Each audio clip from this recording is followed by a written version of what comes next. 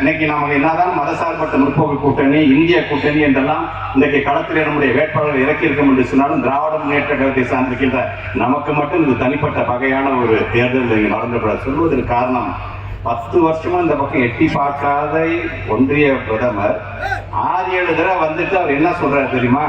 நாங்கள் அடுத்த முறை நாங்கள் வெற்றி பெற்று வந்தால் திராவிட முன்னேற்ற கழகம் என்ற இயக்கமே இருக்காது, அதை அழித்து விடுவேன், ஒழித்து விடுவேன் என்று பேசுகிறார். திராவிட முன்னேற்ற கழகத்தை அழிப்பேன்னு சொன்னவன் தான் அழிஞ்சு போயிருக்கிறான், ஒழிப்பேன்னு சொன்னவன் தான் ஒழிஞ்சே போயிருக்கிறான். நம்முடைய மாண்புமிகு பிரதமர் அவர்களே, திராவிட முன்னேற்ற கழகத்தின் வரலாறை தெரிந்து கொண்டு நீங்கள் பேசுங்கள் என்பதை இந்த கூட்டத்தின் வாயிலாக, இந்த மாநாட்டின் வாயிலாக உங்களை நான் எச்சரிக்க நான் விரும்புகிறேன். ஆக இன்றைக்கு அவர் சொல்கிறார், நாங்கள் என்ன திட்டம் கொண்டு வந்தாலும் இந்த திராவிட மாடல் அரசு அதை எதிர்க்கிறது என்று சொன்னார்கள். நீங்க கொண்டு வர திட்டத்தெல்லாம் திராவிட மாடல் அரசு எதிர்த்ததுதான். எதை எதிர்த்தோம்? நீட் என்கின்ற ஒரு திட்டத்தை நீங்கள் கொண்டு வந்து ஏறத்தாழ எங்க பிள்ளைங்க 22 பேர் தற்கொலை செய்வதற்கு காரணமாக இந்த நீட்டை நாங்கள் எதிர்த்தோம். அதே போன்று புதிய கல்விக் கொள்கை என்கிற பெயரில் அப்பா அம்மா என்ன தொழில் செய்யறாங்க அதுதான் பிள்ளையும் செய்யணும் என்று இந்த குலக்கல்வி திட்டத்தை கொண்டு வந்து ஆசைப்பட்டீங்க பாத்தீங்களா? அந்த புதிய கல்விக் கொள்கை திட்டத்தை நாங்கள் எதிர்த்தோம். அதே போன்று இந்த சிஏஏ மூலமாக நான் சொன்னது போல இன்றைக்கு நம்முடைய இஸ்லாமிய சமுதாயமாக இருந்தாலும் சரி, அது நம்முடைய தொப்புள் கொடி உறவாக இருக்கின்ற இலங்கை தமிழர்களாக இருந்தாலும் சரி, அவர்கள் எப்படியாச்சும் தமிழ்நாட்டை விட்டு நாம் விரட்டி அடிக்க வேண்டும், இந்தியாவை விட்டு விரட்டி அடிக்க வேண்டும் என்கின்ற ஒரு சூழ்ச்சியில் சிஏஏன்னு கொண்டு வந்திருக்கீங்க பாத்தீங்களா? அதை திராவிட முன்னேற்ற கழகம், திராவிட மாடல் அரசு எதிர்த்தது.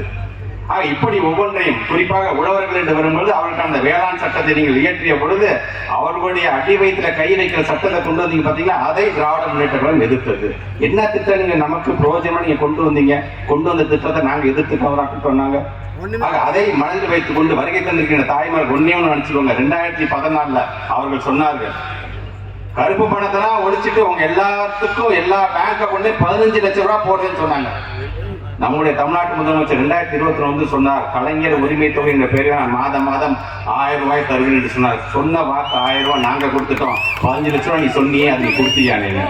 ஆக வருகை தந்திருக்கின்ற தாய்மார்கள் நீங்கள் அவரை பார்த்து கேட்கக்கூடிய ஒரு நிலையில் இன்றைக்கு அதிமுக சொல்றாங்க, எங்களுக்கும் அந்த கூட்டணிக்கு சம்பந்தம் இல்லைங்க, அவங்க வேற நாங்க வேற அப்படிங்கிறாங்க. அதனால நம்முடைய தமிழ்நாட்டு முதலமைச்சர் சொல்றாங்க, இந்த கள்ள கூட்டணி கண்டிப்பாக தேர்தல் நேரத்தில் உங்களுடைய முகத்திரையை கிழிப்பதற்கு தமிழ்நாட்டு மக்கள் தயாராக இருக்கிறார் என்று அவர் சொன்னதற்கு காரணம், 10 வருஷமா அவங்க கூட இருந்துக்கிட்டு எல்லா மாநில உரிமைகளையும் அவங்ககிட்ட பறி கொடுத்துட்டு இன்னைக்கு எனக்கும் அதற்கும் சம்பந்தம் இல்லை என்று சொல்லக்கூடிய எடப்பாடி கூட்டத்தை விரட்டி அடிக்கக்கூடிய ஒரு தேர்தலாக இந்த தேர்தல் அமையத்தான் போகின்றது. ஆக ராலிமலை தொகுதியை பொறுத்த வரைக்கும் நான் கூட கேட்டேன், இங்க எப்படி இருந்துச்சு கடந்த முறை என்று சொல்லும் பொழுது, கவலைப்படாதீங்க, ராலிமலையில தான் எல்லா பூத்திலையும் நம்ம லீடு எடுத்தோம் என்று சொல்லும் பொழுது இந்த ஒரு பெருமை போதும். நம்முடைய ராலிமலை தொகுதிக்கு நம்முடைய நாடாளுமன்றத்தின் உறுப்பினர் அதிகப்படியான வாக்கு வித்தியாசத்தில் வெற்றி பெறுவார் என்ற நம்பிக்கை எனக்கு இருக்கின்றது. இன்னைக்கு நம்முடைய இளைஞரணி செயலாளர் சொன்னார், நாம 1 ரூபா கொடுத்தோம்னா நம்முடைய உழைப்பு, பொதுமக்கள் நீங்க மனசு நல்லா வச்சுக்கணும், 1 ரூபாங்கிறது அரசாங்கம் ஒன்றிய அரசாங்கத்துக்கு கொடுக்கல, உங்களுடைய உழைப்பின் மூலமாக நீங்க சாப்பிடும் பொழுது நீங்க பில்லு பே பண்றீங்க பாத்தீங்களா, அதுதான் ஜிஎஸ்டி வரி. உங்களுடைய உழைப்பின் மூலமாக வரியெல்லாம் எங்கே போகிறது என்று சொன்னால் ஒன்றிய அரசுக்கு போகுது. ஒன்றிய அரசுக்கு போன அந்த பணத்தை நம்முடைய மாண்பு தமிழ்நாட்டு முதலமைச்சர் உங்களுடைய ஆதரவால் வெற்றி பெற்று முதலமைச்சராக இருக்கின்ற நமது முதலமைச்சர் நமக்கான ஒரு பேரிடர் காலம், ஒரு வெள்ளமோ ஒரு புயலோ வரும் பொழுது நாங்கள் 1 ரூபா வரைக்கும் நாங்கள் கொடுத்துருக்கோம், ஒருத்தர் 1 ரூபா வரைக்கும் கொடுத்துருக்கோம்னு சொன்னால் அதை கொஞ்சம் அதிகப்படியாக கொடுங்க, ஏன்னா எங்கள் மக்கள்லாம் பாதிப்புக்குள்ளாக இருக்கிறாங்க, நீங்கள் பணத்தை கொடுத்தீங்கன்னா இவர்களுக்கான உதவிகள் எங்களால் செய்ய முடியும் என்று சொல்லும் பொழுது அந்த 1 ரூபாய்க்கு வெறும் 28 பைசா தான் அவங்க திருப்பியே தராங்க. அதனால தான் நம்முடைய விளையாட்டுத்துறை அமைச்சர் சொல்லும்போது, இனிமேட்டு மோடிக்கு நான் ஒரு பேர் வச்சுட்டேன், மிஸ்டர் 28 பைசா என்று அவர் அதுக்கு வைத்திருக்கிறார். அதுக்கு எல்லாம் குதிக்கிறாங்க.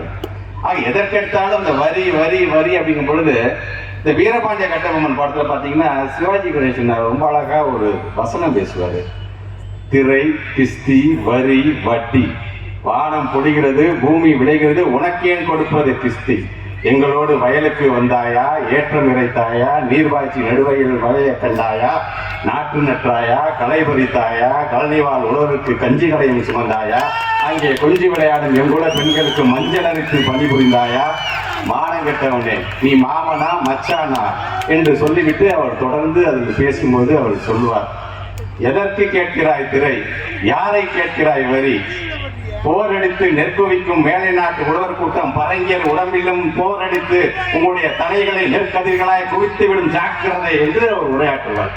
இது வீரபாண்டிய கட்டபொம்மன் வசனத்தோடு இதுல நான் சொன்ன அந்த பரங்கியருங்கிறத எடுத்துட்டு பாஜக போட்டுக்கோங்க, வேற ஒண்ணும் வேணாம்.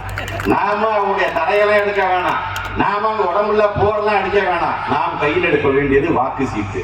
அந்த வாக்கு சீட்டு மூலமாக அடிப்போம். நம்ம இங்கே தமிழ்நாட்டில் உங்களுடைய எந்த ஒரு திட்டமும் எந்த சூழ்ச்சியும் செல்லுபடி ஆகாது என்பதை நிரூபிக்கக்கூடிய ஒரு தேர்தலாக இந்த தேர்தல் அமைய வேண்டும். செல்லப்பாண்டியன் பேசும்போது ஒவ்வொருத்தையும் சொன்னாங்க பார்த்தீங்களா, ஒரு நிமிடத்தில் முடிங்கன்னு. வாக்காளர்கள் உங்களுக்கு நான் சொல்றேன், வாக்குச்சாவடிக்குள்ள புகுந்து உங்க விரல்ல மை வச்ச ஒரே நிமிஷத்துல எதிரணியை நீங்க முறியடிக்க வேண்டும், தூக்கி அடிக்க வேண்டும், முடிவுக்கு கொண்டு வர வேண்டும் என்று சொன்னால் ஜோதிமணி அவர்களுக்கு கை சின்னத்திலே வாக்களித்து அதிகப்படியான வாக்கு வித்தியாசம் வெற்றி பெற்றார் என்ற செய்தியை ஜூன் 3 முத்தமிழர் கலைஞருடைய நூற்றாண்டு நிறைவு நாள் அவருக்கான பரிசாக அவருக்கான அந்த கடனை திருப்பி செலுத்த வேண்டிய அந்த கடமையோடு ஜூன் 4ஆம் தேதி நமது அன்பு சகோதரி வெற்றி வேட்பாளர் ஜோதிமணி அவர்கள் அதிகப்படியான வாக்கு வித்தியாசத்தில் வெற்றி பெற்றார். அதில் அதிகப்படியாக ராணிமலை தொகுதி தான் இருந்தது என்கிற பெருமையை நீங்கள் ஒவ்வொருவரும் பெற்றுத்தர வேண்டும் என்று உங்களுடைய பாத மடங்களாம் தொட்டு வேண்டி விரும்பி கேட்டு விடைபெறுகிறேன். நன்றி, வணக்கம்.